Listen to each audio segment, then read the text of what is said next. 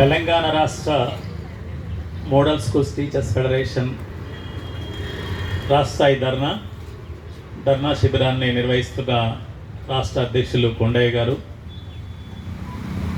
ధర్నా శిబిరంలో కూర్చున్న రాష్ట్ర ప్రధాన కార్యదర్శి మహేష్ గారు, శిబిరంలో రెండు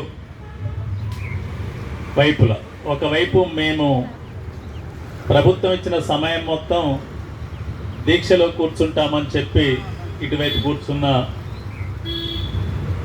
తమ్ముళ్ళు చెల్లెళ్ళు, ఇటువైపు మేము మీకు మద్దతుగా వచ్చామని చెప్పి కూర్చున్న తమ్ముళ్ళు చెల్లెళ్ళు, ఇంకా కొంతమంది అయితే కూతుర్లు కొడుకులు లాంటి వయసే ఉంటుంది. ఈ శిబిరానికి మొదటి నుంచి మోడల్ స్కూళ్ళ ఏర్పాటునే పీపీపీ కాదు, ప్రభుత్వ పరంగానే ఉండాలి బడి అంటే అని కొట్లాడి తీసుకొచ్చిన సంఘంగా ఆనాటి ఎమ్మెల్సీలుగా వాళ్ళకి ప్రాతినిధ్యం వహిస్తున్న టీఎస్యూటీఎఫ్ రాష్ట్ర అధ్యక్షులు జంగయ్య గారు, రాష్ట్ర ప్రధాన కార్యదర్శి రవి గారు, ఇతర మిత్రులందరికీ, మీడియా మిత్రులందరికీ పేరు పేరున అభినందనలు తెలియజేస్తున్నాను. అందరికీ అవుతున్నాయి, మాకు బదిలీ కాదాయే, మా పదోన్నతులు రావాయే. అందరికి ఆగిపోయినంత కాలం వాస్తవంగా మానసి ఏ మనిషికైనా ఉండే స్థితి 2023 చివరి వరకు కానీ 24లో కూడా మళ్ళీ పార్లమెంట్ ఎన్నికలు రావటం కానీ ఇవన్నీ వచ్చినప్పుడు ఏది జరుగుతలేదు. కాబట్టి మాది జరగడానికి కాస్త టైం ఉన్నది.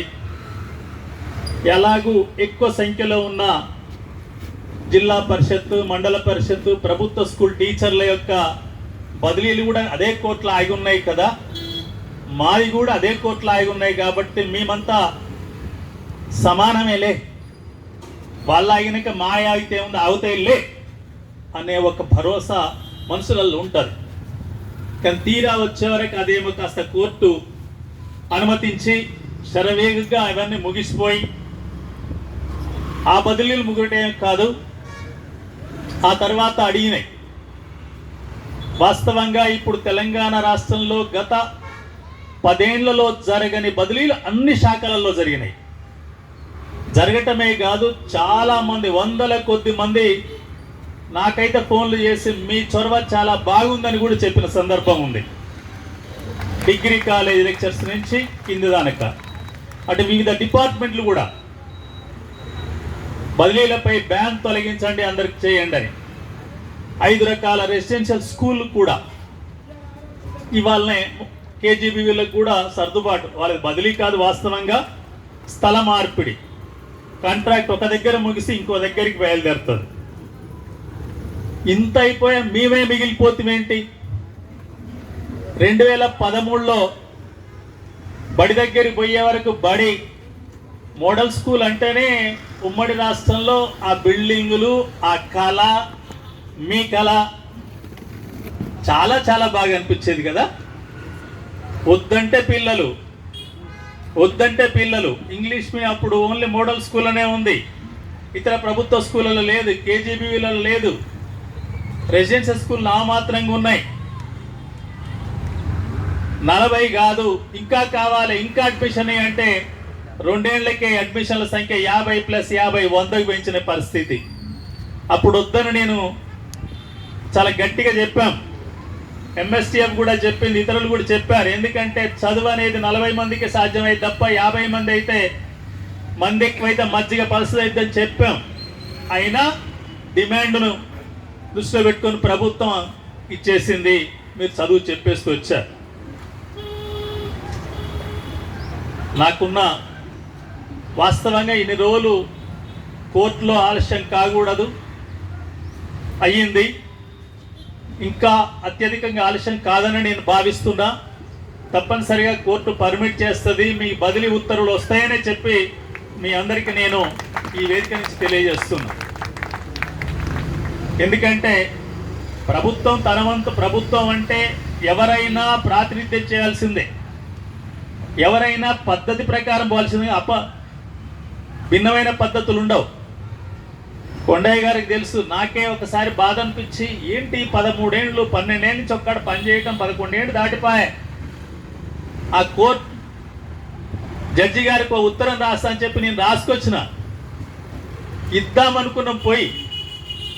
కానీ అక్కడ ఉన్న సీనియర్ లాయర్ని అడిగినప్పుడు, వద్దు సార్, మీరు ఎమ్మెల్సీ అంటే రాజకీయ ప్రతినిధిగా ఉంటారు తప్ప వేరే కాదు, మిమ్మల్ని ఎవరు ఇంకో రకంగా చూడరు, అది రాజకీయ జోక్యంగా మారుద్ది, అది ఇంకో రకమైన దారికి తీయొచ్చు అని నలుగురైదు అక్కడ సీనియర్ లాయర్ చెప్పినాక మళ్ళీ దాన్ని డ్రాప్ చేసుకొని ఇప్పుడు ఆ లెటర్ నా దగ్గరనే ఉంది. కానీ వివిధ మార్గాల్లో చెప్తున్నాం. ఈ మధ్యన కూడా మళ్ళీ వేం నారేంద్ర రెడ్డి గారికి మొన్న ఒక రోజు నేను సెక్రటరీకి వెళ్ళినప్పుడు చెప్పాను, మీరు కూడా ఒకసారి చెప్పండి.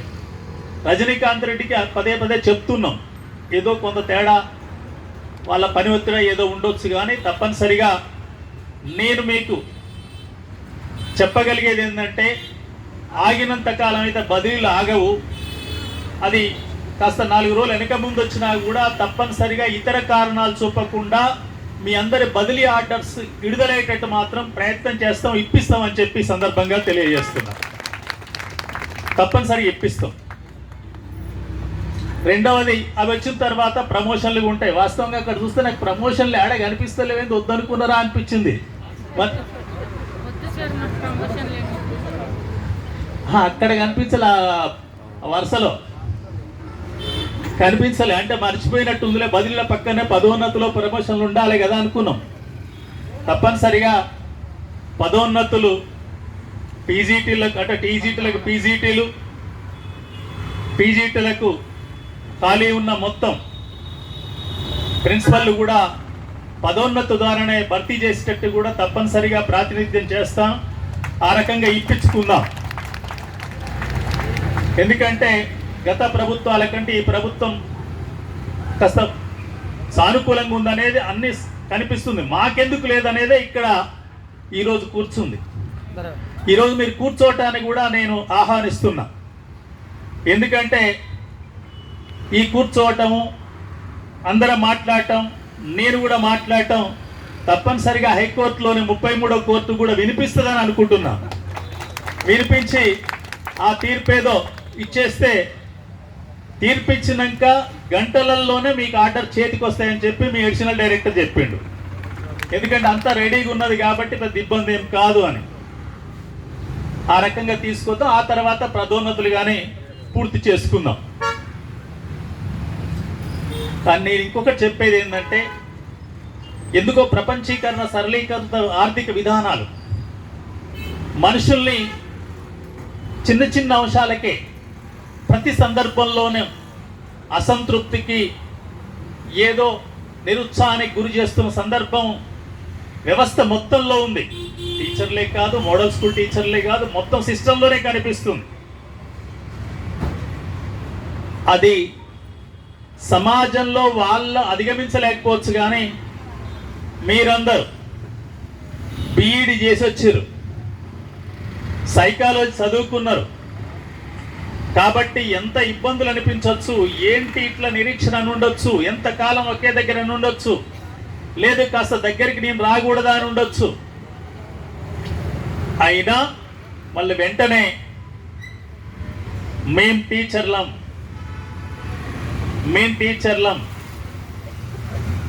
మా పాఠశాలలో మా టీము 600 నుంచి 700 మధ్యన పిల్లలకు మేము విద్యను అందిస్తున్నాం. భావి భారత పౌరులను తయారు చేస్తున్నాం. వాళ్ళ భవిష్యత్తు తీర్చిదిద్దే ప్రధాన లక్ష్యం ఉంది. మా కుటుంబం కూడా ఉంది. ఈ స్థితిలో నేను చిన్నదానికి నిరుత్సాహపడితే ఎట్లా అనేది తప్పనిసరిగా మీకు మీరు కూడా సెల్ఫ్ మోటివేట్ కావాలి. అప్పుడే ఆ స్కూల్లో ఉన్న విద్యార్థులకు కూడా మంచి విద్యను అందించే అవకాశం ఉంటుంది. అది కూడా మీ అందరికి నేను చేసే సూచన అని చెప్పి సందర్భంగా తెలియజేస్తున్నా. ఇక మిగతా అంశాలకు వస్తే, కాస్త సమయం చిక్కి సందర్భం వచ్చినప్పుడు తప్పనిసరిగా ఖర్చు లేనిది 010 పద్దు మారుతుంది అంతే, జీతం అదే వస్తుంది. అదనపు జీతం కాదు, అదనపు సౌకర్యం లేదు, ఏమైనా పద్దు మారుద్ది. ఇప్పుడు ఏమవుతుంది, ప్రతిసారి చెక్ వేసినాక మా చెక్ పడ్డ సార్ అని కొండయ్య సార్ చెప్పడం, మళ్ళీ మనం రామకృష్ణారావు గారికి చెప్పడం, జీతాలు సార్ అన్నాక వారేయటం, ఇట్లా ఆలస్యం అవుతుంది. గతంలో ఓ సందర్భంలో నేనే జోక్ చేస్తూనే, ఏది ఈ మార్చి కంటే ముందు 010 జీతాలు కూడా ఎట్లుండే, అమాసకు వస్తాయో, పున్నానికి వస్తాయో, పాడ్యమికి వస్తాయో, తద్యానికి వస్తాయో ఎవడు గెలవదు. ఇక 010 అవుతుంది, గ్రాంటీన్ ఎయిడ్ అవుతుంది, ఏ ఎయిడ్ అవుతుంది, అన్నిటికీ ఈడే వచ్చింది కదా అన్నట్టు జోక్ చేసేది.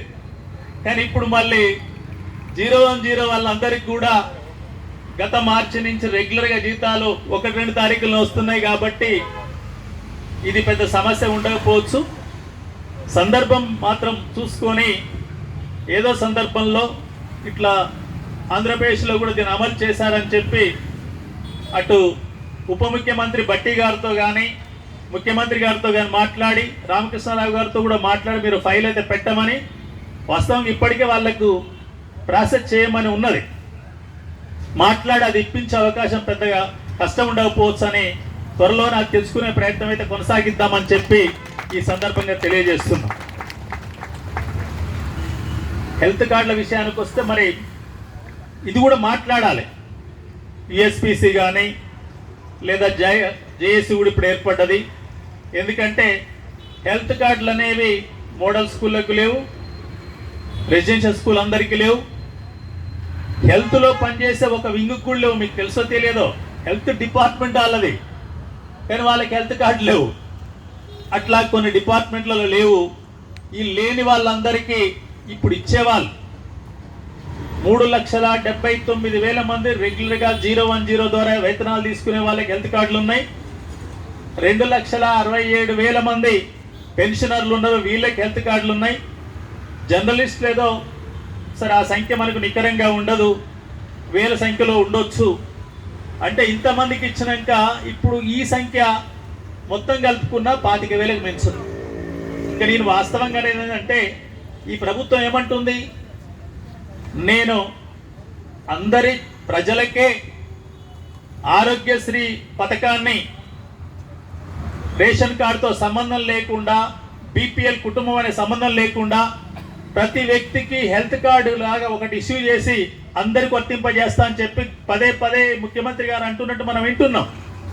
అందరికి ఇచ్చినప్పుడు ప్రభుత్వ జీతం తీసుకునే దాదాపు ఇతరులందరూ కలుపుకున్న ఇంకొక 3 లక్షలే ఉంటారు, కాంట్రాక్ట్ అవుట్సోర్సింగ్ మొత్తం కలిపిన. కాబట్టి అది కూడా ఏదో ఒక సందర్భం అంటే వాళ్ళు పరిష్కారం చేస్తున్న సందర్భంలో కావచ్చు అనుకుంటున్నాము. అంటే నేను పోరాటం చేయొద్దని కాదు, ఇప్పుడు ఇది తప్పనిసరిగా రాష్ట్ర ప్రభుత్వంపై కొంత ఆలోచన రేకెత్తిస్తుంది. మేమేదో మోడల్ స్కూల్కి సంబంధించి కొన్ని సమస్యల పరిష్కారంలో తాత్సారం చేస్తున్నాం అనే ఒక సందేశం వెళ్తుంది. ఆ పద్ధతిలో పరిష్కారానికి ఉపయోగపడుతుంది. ఆ రకంగా పరిష్కారం చేసుకుందాం. క్లిష్టమైంది, కీలకమైంది మాత్రం కంపాషనేట్ అపాయింట్మెంట్ విషయంలో 2 డిమాండ్లు పెట్టారు అక్కడ. కంపాషనేట్ అపాయింట్మెంట్ ఇవ్వాలి, కింద నాన్ టీచింగ్ పోస్టులు మంజూరు కావాలి. కిందిదైతే పైదైనట్టే లెక్క. ఒకవేళ ప్రతి స్కూలుకు గనక ఓ 2 పోస్టులు చొప్పున గనక రెగ్యులర్ ఒక జూనియర్ అసిస్టెంట్ స్థాయి పోస్టు, ఇంకో పోస్టు 2 గనక చేస్తే 194 రేంజ్లో 300 పైన, దాదాపు 380 పైన వస్తాయి. కంపాషనేట్ అపాయింట్మెంట్లకి అప్పుడు ఇబ్బంది ఏముండదు. ఎందుకంటే ఇప్పుడు మిగతా సొసైటీలలో ఇబ్బంది లేకపోవడం కూడా అదే, అక్కడ కొన్ని పాత స్కూళ్ళలు ఉన్నాయి కాబట్టి. ఇది ముందు కంపాషనేట్ ముందా అంటే కంపాషనేట్ ముందు ఇవ్వటమే ముందు కావాలి. ఎందుకంటే చనిపోయిన వాళ్ళు 30 పైగా కుటుంబాలు ఇంకా రోడ్ల మీద తిరుగుతున్న స్థితి ఉంది. సిపిఎస్ ద్వారా సరైన వేతనం రాకపోవడం, పెన్షన్ లేకపోవడం అనేది కనిపిస్తుంది. కాబట్టి అది కూడా కృషి చేద్దాం. కానీ ఏమైనా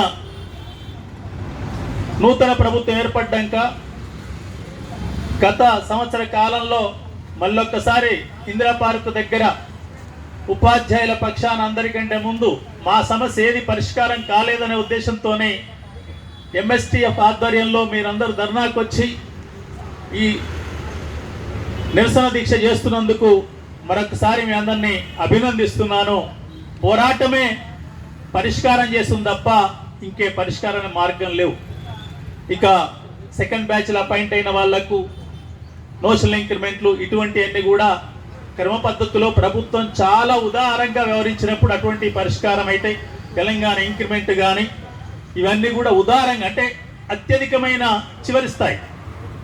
ఏమైనా నేను చివరిగా చెప్పదలుచుకుంది, నేను కూడా మీ గ్రూపులలో అప్పుడప్పుడు చూస్తాను, అప్పుడప్పుడు మీరు మాట్లాడుతుంటే వింటుంటాను.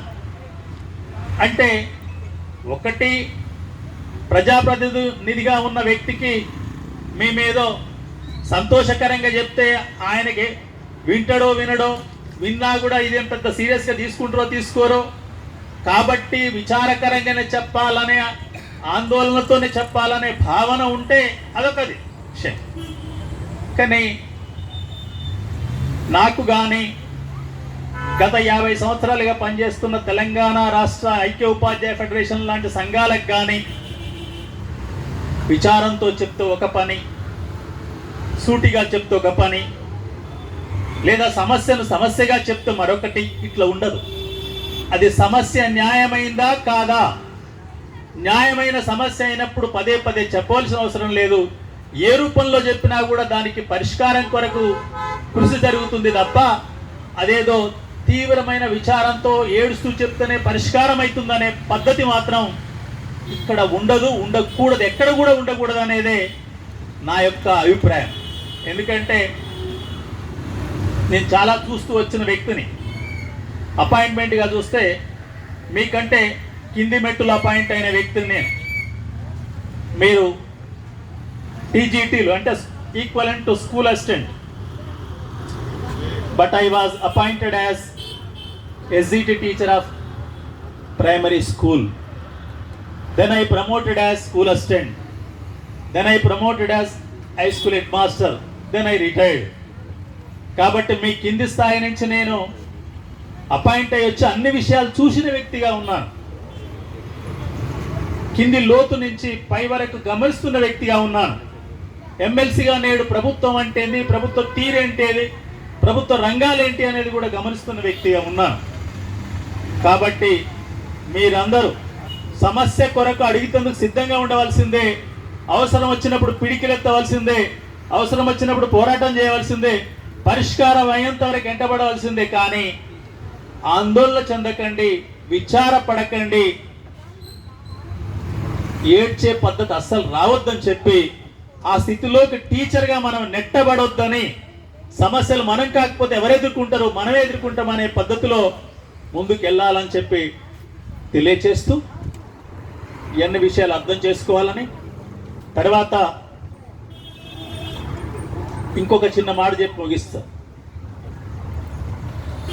మన వ్యవస్థలో సైన్స్ ఆకాశం అంతా ఎదిగిపోతుంది, చాలా వేగంగా సైన్స్ అభివృద్ధి చెందుతుంది. ఈరోజు మొబైల్ ఫోన్ అయితే అద్భుతాలు క్రియేట్ చేస్తుంది. ఆర్టిఫిషియల్ ఇంటెలిజెన్స్ వచ్చింది, అందులో ఇంకో తరం కూడా ఆర్టిఫిషియల్, ఏదో నిన్ననే పేపర్లు చదివినా, ఇంటెలిజెన్స్లో ఇంకొకటి వస్తుంది, అది నూతనం సూపర్ ఇంటెలిజెన్స్ అని వస్తుంది. అదే చూపెడుతున్నారు, ఏది కేసీఆర్ బొమ్మ, రేవంత్ రెడ్డి ఇద్దరు డ్యాన్స్ చేయించటం, ఇక మోడీ ఇదైతే బ్రహ్మాండమైన డ్యాన్స్ ఉంది. ఇవన్నీ ఒక వైపు. రెండో వైపు చూస్తుంటే ఇంత టెక్నాలజీ పెరిగినా, ఇంత సైన్స్ పెరిగినా, ఇంత అవగాహన పెరిగినా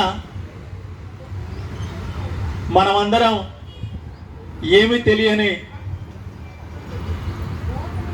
గిరీశన్ నవల్లో ఒక పదం ఉంటుంది, అటువంటి వాళ్ళమేనా అనేది కూడా ఒకసారి అనిపిస్తుంది నాకు. ఎందుకు సమాజంలో ఆర్థిక అంతరాలు విపరీతంగా పెరిగిపోతున్నాయి. సంపద ఉన్నోళ్ళు మొదటి నుంచి ఈ దేశంలో సంపద పోగవుతూ వస్తూనేముంది. రాజ్యాంగంలోనేమో ఆర్థిక రాజకీయ అంతరాలని తగ్గిస్తేందుకు రాజ్యాంగం ఉపయోగపడుతుందని రాసుకున్నారు. అందుకొరకు ప్రయత్నం చేస్తామని ప్రమాణ స్వీకారం చేసి చట్టసభలో ఉంటారు, మంత్రులు ఉంటారు, ముఖ్యమంత్రిగా ప్రధానమంత్రిగా ఉంటారు. కానీ అమలుకి వచ్చే వరకు దానికి వైరుధ్యం భిన్నంగా జరుగుతుంది. అంటే నేను ఇక్కడ చెప్పదలుచుకుంది ఏంటంటే, ఈ దేశంలో అత్యధిక సంపన్నుడి యొక్క ఒక పెళ్లి ఒక ఎంగేజ్మెంట్ ఎన్ని వేల కోట్లండి, ఎన్ని వేల కోట్లండి. గవన్ని మాకెందుకండి, బదిలీలు చేయించదు ఎమ్మెల్సీ గారు, ఈడొచ్చి మేము కూర్చుంటే నీకు గవి మనకి ఎందుకు అని అనేవాళ్ళు కూడా ఉంటారు. నేను మండల్లో మాట్లాడితే కూడా గయన్ని మాకెందుకు సార్, మా బదిలీల సంఖ్య ఏదో బదిలీలు బదిలీలు బదిలీలు అనండి కూడా అంటోళ్ళు ఉంటారు. కానీ దానికి దీనికి సంబంధం ఉంది. సంపద ఒక్కాడ పోగుబడిపోతుంటే, ఒక్కాడ కొందరికి పోతుంటే మన తెలంగాణ ఇంక్రిమెంట్ ఎట్లొస్తుంది, మన డిఏలు ఎట్లొస్తాయి, మళ్ళీ పిఆర్స్ ఎట్లొస్తుంది, హెల్త్ కార్డులు ఎట్లొస్తుంది, ఆ సంపద నుంచే కదా రావాల్సింది. గతంలో సంపద ఉన్నోడు ఏదైనా ఖర్చు పెట్టుకుంటే ఆ లెవెల్లో పిలుచుకొని వాడు ఎవరికి తెలవకుండా ఖర్చు పెట్టుకునేది. కానీ ఈసారి ఆ పెళ్లిని ఏం చేసిరు, ఆ ఎంగేజ్మెంట్ ఏం చేసిరు, భారతదేశ వేడుకగా మార్చారు. 144 కోట్ల మంది జనం వేడుకగా మార్చారు. దీన్ని నిరసన చేయటంలో కొద్ది మంది మాత్రమే తమ గొంతిప్పిర్రు, తమ సోషల్ మీడియాలో తమ అభిప్రాయం పెట్టారు. కానీ మరి 144 కోట్ల మందిలో కనీసం 1 కోటి మందో 2 కోట్ల మందో కనుక స్పందించి ఉంటే అటువంటి వాళ్ళకి బుద్ధి చెప్పే అవకాశం ఉంటుంది. అంటే ఈ దేశంలో సంపద కొద్ది మందికే చెందుద్ది. కొద్ది మందే గతంలో లాగా రాజులలాగా చక్రవర్తుల్లాగా సకల సౌకర్యాలు కాదు, రాజభోగాలు కాదు అన్ని అనుభవిస్తారు. సామాన్యుడికి ఏమీ లేదు, లేకున్నా మీరు నోరు మూసుకొని కూర్చోవలసిందే అనే ఒక దుర్మార్గమైన సందేశం అందులో ఉంది. అది పసిగడుతున్నావా లేదా? టీచర్గానైనా మనం పసిగట్టాలి కదా. వ్యవసాయ కార్మికుడు పసిగట్టకపోవచ్చు, లేదా సామాన్యుడు పసిగట్టకపోవచ్చు, మనం పసిగట్టకపోతేలా? జిఎస్టీలు ఎగవేస్తారు తమ కంపెనీల. జియో, అసలు జియో గురించి ఎంత చెప్పుకుని తక్కువే కదా. 6 ఏళ్ల కింద జియోలో నెట్ వేసుకుంటే వద్దన్నా అయిపోకపోయేది. ఇప్పుడు కొద్దిసేపు ఏదన్నా వీడియో చూస్తే చాలు ఇక ఆగిపోయి తిరుగుతూనే ఉంటుంది. నెట్ వచ్చుడు లేదు, ఆ వీడియో చూసుడు లేదు. కాబట్టి ఇవన్నీ ఈ విషయాల్ని కూడా మీరు పట్టించుకోవాల్సిన అవసరం ఉంది, మనం పట్టించుకోవాల్సిన అవసరం ఉంది. మీరు గమనించండి, చట్టసభల్ని ఏం జరుగుతుంది, చట్టసభలలో ఎవరేం మాట్లాడుతున్నారు. అందరికీ కీలకమైంది ఏది, ఎందుకు ఈరోజు అడ్మిషన్లకు ఇబ్బంది వచ్చింది? మోడల్ స్కూల్లో కూడా, జిల్లా పరిషత్ స్కూళ్ళకు, మండల పరిషత్ స్కూళ్ళకు, ప్రభుత్వ స్కూళ్ళకి ఎప్పటి నుంచో వచ్చింది ఇబ్బంది. ఉందా లేదా? ఎందుకు వచ్చింది? 2021-22లో ఆ స్కూళ్ళలో ఇంగ్లీష్ మీడియం పెట్టబట్టి వచ్చింది. అంతేనే కదా. ఉన్న 4 ఆన్న అయిపోతారు, ఇటు రావట్లే. కానీ ప్రైవేటు పోయేటోడు మనకు రావట్లేడు. కానీ ప్రైవేట్ దోపిడీ ఏమైనా తగ్గిందా చెప్పండి? తగ్గలేదు కదా. ఫీజులు గట్లయిపోతూనే ఉన్నారు కదా. నిన్ననో మొన్ననో పేపర్లో కేజీ తరగతులకే 3,70,000 ఫీజు అని వచ్చింది కదా. ఏంటిది? ఏంటి ఈ నియంత్రణ లేకుండా పోవటం? ఏం చెప్తారు? ఏమన్నా కేజీ తరగతులు అంటే అక్కడేమైనా ఆర్టిఫిషియల్ ఇంటెలిజెన్స్ చెప్తారా కేజీ తరగతిలో? అక్కడైనా ఏబిసిడిలో, ఆలో, ఈలో, లేదా హిందీ కావాలంటే ఆ హిందీ ఆలు పెట్టవలసిందే, ఆ పదాలు పెట్టవలసిందే. పరిసరాలతో సంబంధం ఉన్న అమ్మ, ఆవు, ఫాదర్, మదరు, గ్రాండ్ ఫాదర్ ఇది చెప్పవలసిందే. కానీ whether they teach their artificial intelligence or any lithium extraction for future life, nothing. అయినా వాళ్ళు వ్యాపారం చేస్తున్నారు. ఇది మన ముందు రేపు ప్రమాదంగా ఉంది. అందుకే మీరు గమనించండి, మీరు చూసారో లేదా ఈ వీడియో. ప్రభుత్వాలు పెద్ద గొప్ప మార్పు అని నేనేమనుకుంటే నాకేం భ్రమల్లో, కానీ వాళ్ళు కూడా కుర్చీ ఉండాలనుకుంటారు కాబట్టి చేయక తప్పదని చెప్పి చేస్తారని చెప్పి అంటున్నాం అంతే.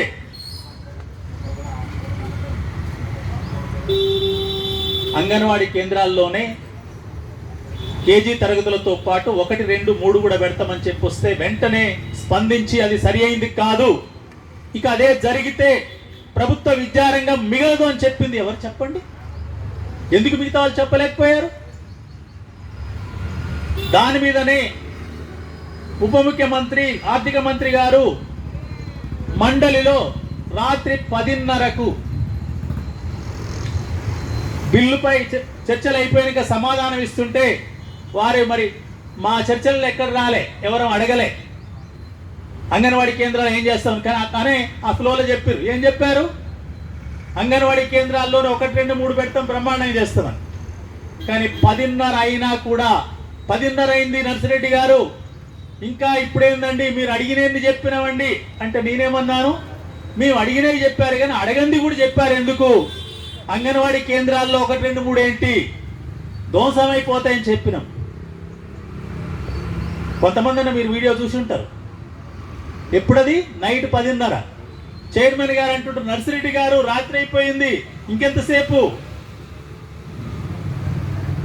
కాబట్టి నేను కోరుకునేది ఏంటంటే ఉపాధ్యాయ వర్గంగా సమాజాన్ని మొత్తం మనం పట్టించుకోవాల్సిన అవసరం ఉంది, దోపిడీని పట్టించుకోవాల్సిన అవసరం ఉంది. అది కంట్రోల్ అవుతుంటేనే మన సౌకర్యాలు పెరుగుతాయి. ఒకటే చూడండి, గతంలో టీఎల్ టెన్షన్లు వచ్చినాయంటే ఈ దేశంలో కార్మికోద్యమాలు వామపక్షోద్యమాలు బలంగా ఉన్నంత కాలం వాళ్ళు ఎలాగూ పోరాటాలు చేస్తున్నారు. వాళ్ళ దంటకు ఈ మధ్యతరగతి ఉద్యోగుల ఉపాధ్యాయులు పోనిస్తే మా పీఠానికే కష్టమైద్దని చెప్పి మధ్యతరగతి ఉద్యోగుల ఉపాధ్యాయుల సమస్యలు ఎక్కువ పరిష్కారమైన సందర్భం ఉంది. ఇది కూడా గమనంలో పెట్టుకోవాలి. కాబట్టి ఇవన్నీ పెట్టుకుంటూనే మన కాకలేటప్పుడు మన కడుపే నిండాలి. మన కడుపు నిండాకనే మిగతా వాళ్ళ సంగతి కూడా చూడవలసిందే. తప్పనిసరిగా బదిలీలు, పదోన్నతులు, ఈ సమస్యల పరిష్కారం కొరకు మీరు సంఘంగా ఉన్నారు, యూఎస్పీసీలో ఉన్నారు. మీకు పూర్తి అండగా మాదే సంఘం అనే పద్ధతిలో తెలంగాణ రాష్ట్ర ఐక్య ఉపాధ్యాయ ఫెడరేషన్ ఉంది. కాబట్టే అధ్యక్ష ప్రధాన కార్యదర్శులు ఇద్దరు కూడా వచ్చి ఇక్కడ మీకు మద్దతుగా కూర్చొని ఉన్నారు. మీరందరూ ఎన్నుకున్న ఎమ్మెల్సీగా నేను వచ్చి మీకు మద్దతు తెలియజేస్తున్నాను. 33వ కోర్టుకు వెంటనే ఈ మాట వినిపడాలి. అయ్యా వెంటనే ఇచ్చేయండి. బదిలీలు ఉపాధ్యాయుల కొరకు కాదు, బల్ల బాగు కొరకు ఆ జడ్జిమెంట్ రిలీజ్ చేయండి. ఆ తర్వాత పదోన్నతులు, మిగతా సమస్యలు పరిష్కారం చేసుకుందామని తెలియజేస్తూ మీ అందరినీ మరొకసారి అభినందిస్తూ ఎంఎస్టీఎఫ్ను అందరినీ మరొకసారి కృతజ్ఞతలు ముగిస్తున్నాను.